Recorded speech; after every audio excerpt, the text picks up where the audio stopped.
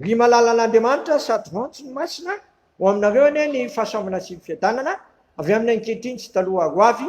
Amen. Ny anjara mofinainao atsika amin'ity andro asabotsy 7 Novambra 2020 ity ravana dia ny Tesalonianina voalohany toko fahaefatra. Tesalonianina voalohany toko fahaefatra raisina eo amin'ny 9:17 ka hatramin'ny 20:20. Tesalonianina voalohany toko fahaefatra raisina amin'ny 9:17 ka hatramin'ny 20:20.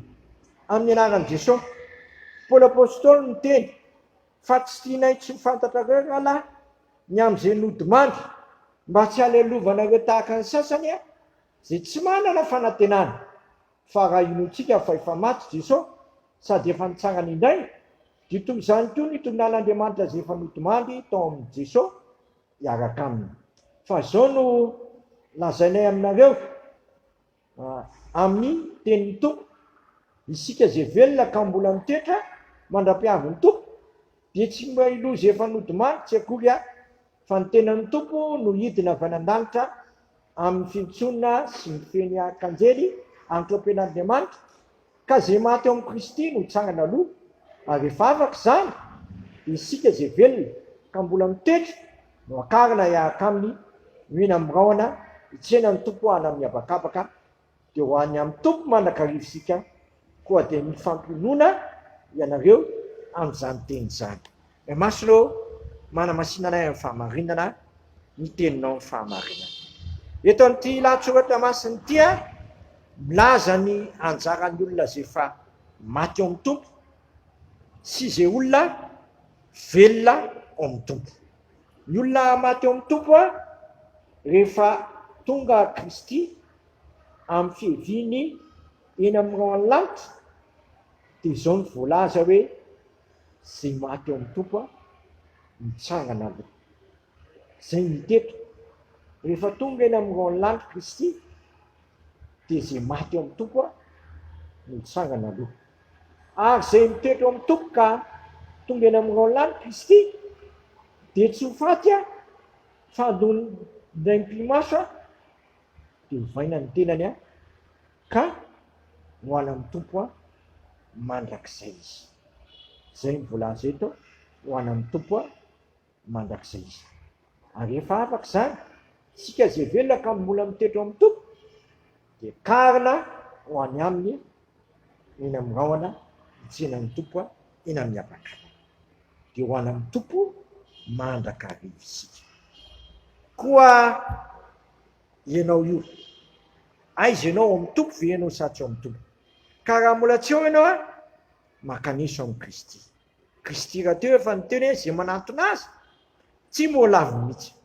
Tsika tra-pahaseranana lavo io, sahirana lavo io, Jesosy mihitsy miteny makanesa ty amiko ianareo zay miasa fatrana sy mavesatra entana fa izaho nanome ianareo fitiavana. Jesosy Kristy nefa niteny ny fiadanako no meko anareo, fiadanako ny avelako anareo. Ka raha velona amin'ny tompo ianao dia aza manahy mihitsy fa mitoera tsara amin'ny tompo, mirena tsara amin'ny tompo.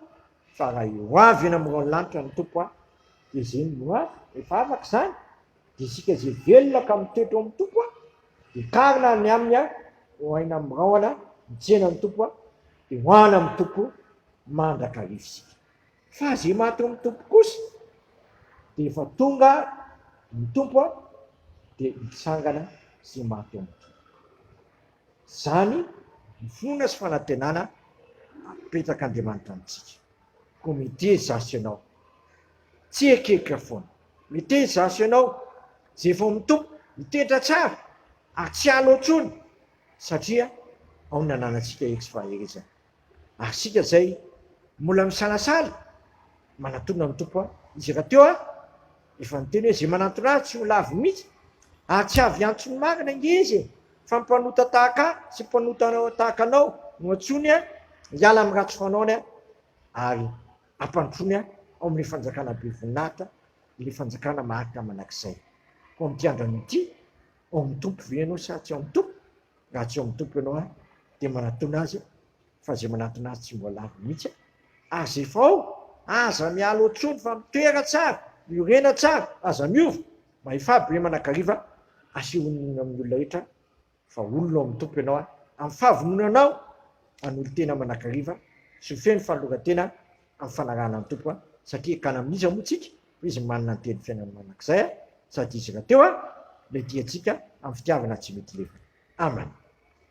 Misotranao zay raha eo fa asianao miariary tsara ny anjaran'izay fa ao amin'ny tompo ka nodomandry.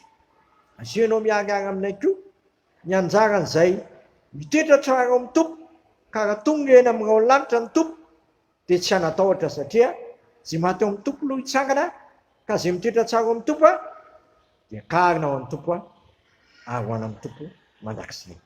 Ataovy tafatreto aminao zay tompo ambara-piavinao no amin'ny lanitra aza vela hiala aminao tany mafy zay fa tsy mahatananao ary zay mbola misalasala tara amin'ny alala amin'ny fananao masina manatona anao fa zay manatona anao tsy mbola avy mihitsy ary toetra aminao ary fikotra aminao ka hivavaka hoe ranay zay ny an-danitra masina ane naranao tonga ane ny fanjakanao atao ane sitraponao ny tia tany tahaka ny an-danitra menao iny anina sahazo anay ary mamelany elokay tahaka na melana izay menika taminay aiza mitondra anay amin'ny fakapanahy fa manafanay amin'ny ratsy fanao fanjakana sy ny hery amin'ny voninahitra manakizay. Amen. Reso ny tsodrano zay tononona amin'ny anaray zanakary fanamasina ary Andriamanitra ny fiadanana nay amasina anareo ka oka rovany avokoa ka ho tanteraka ianareo ka tsy hanatsiny amin'ny fiaviany Jesosy Kristy tombontsika matoky izay ny antso anareo sady izy ihany nanify zany miorena tsara ao amin'ny tompo aza miova mahifaby manakariva amin'ny tompo fa tsy foana amin'ny fikelezanareo aina ao amin'ny tompo. Voninahitra ane ho an'Andriamanitra rery ihany amin'ny anaran'ny Ray sy ny Zanaka ary ny fanahy masina. Amen.